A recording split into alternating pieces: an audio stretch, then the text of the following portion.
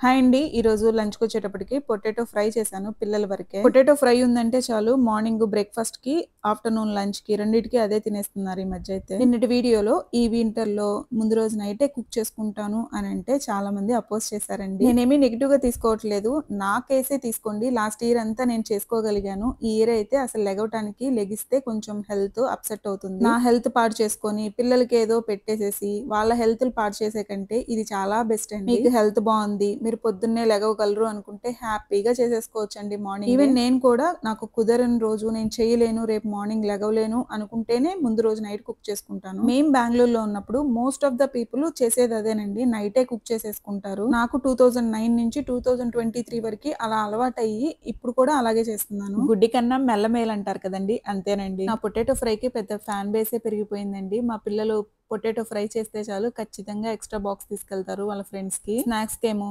పల్లీలు నిన్న నైటే నానబెట్టి మార్నింగ్ బాయిల్ చేసేసి అవే పెట్టేసాను. ఇలా అయితే వాళ్ళ లంచ్ బాక్సులు ప్యాక్ చేశానండి. ఇంతకీ ఈరోజు మీ కిడ్స్‌కి ఏం ప్యాక్ చేశారో కామెంట్ చేయండి. బై.